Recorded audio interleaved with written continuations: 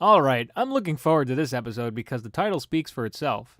Harold has been featured many times throughout the seasons, but the only 2 times he got any kind of focus was in Season 2 when he was introduced, and a little bit in Season 5 with Sir Topham Hatt's holiday.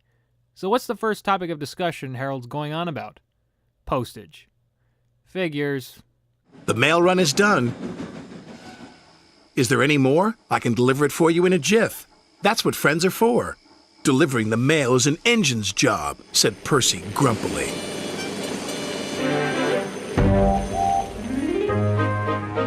Percy has many jobs, but carrying the mail is his favorite. Well, at least Harold sounded polite about things. I guess Percy sees Harold as doing his job a disservice. I don't know why, though, since he's only helping. It's not like he wants Percy's nightly runs. Harold's got more important things like watching out for other disastrous catastrophes on the rise. Once again, though, it was time for Percy to deliver the postage, until he ran into problems again. There was trouble with the signal box. It was broken. The signal engineers did not know how long it would take to fix. Percy had to stop. It's not safe for engines to run without signals, but Percy was very upset. "I'm going to be late," he cried, "and it's not even my fault." You're right, Percy. It isn't. So don't go beating yourself up over it. Things happen all the time that screw up people's days. It's called life. You can't tell me this is the first time this has happened to you. But of course, since Percy wasn't getting anywhere, it was time to call Harold to help. But again, I'll question this. Is there really no other engine available or nearby to assist? "Hello," said Harold. "Sir Topham Hatt says you need my help. That's what friends are for." There was nothing Percy could do. Percy's driver helped load the mail bags into Harold's cargo net.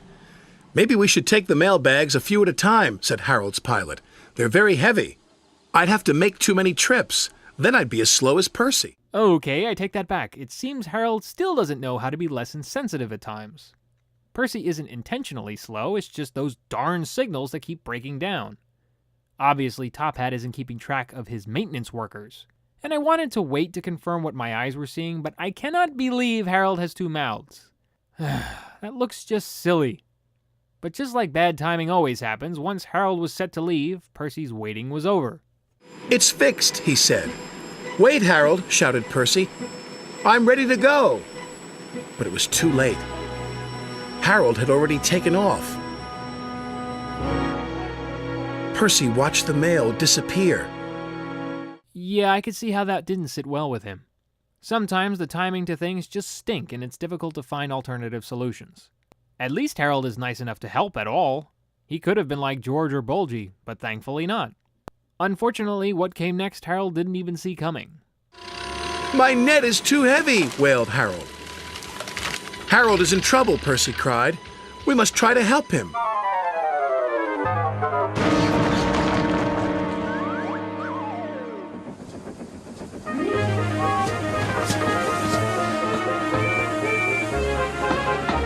Holy crap! That's the first time Harold has ever crashed in this show. He's lucky he didn't go up in a cloud of smoke. I'm sure Mr. Whirlybird is no light feather either. But serves him right for thinking he could take all that postage at once, because he thought he was faster than Percy. As it can be seen, though, as much as Percy didn't like Harold doing his job, he did run off to help him. Atta guy, Percy. Percy was very pleased to see him. "Want to take the mail, Harold?" Percy teased. "I'll stand by with the rescue team." All the engines tooted, and Harold hovered so low that only Percy could hear. "Thanks for getting help to pull me out of that haystack, my friend," he said. "That's all right," said Percy. "That's what friends are for." Way to end that story. This was fairly good. Just like the relationship Thomas and Bertie have, Harold and Percy go a ways back together. And to see their friendship continue to grow is a great thing to watch.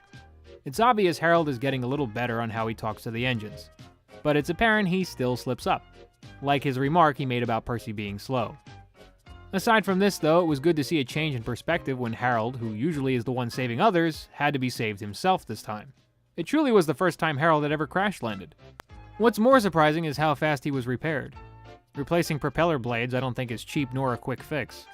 The only gripe I have here is the fact that Harold's upset face was used simultaneously with his smile. How did nobody discover this? And if it was found, why wasn't it corrected? Thankfully, Baldwin's voice for Harold doesn't sound too different from his Season 5 version. Then, Harold had a more tech-savvy, choppier voice.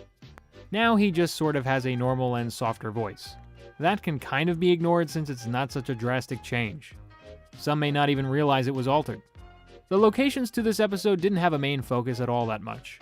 The episode begins and ends at Tidmouth Sheds, quickly shows the Farquhar Quarry, and the seaside village.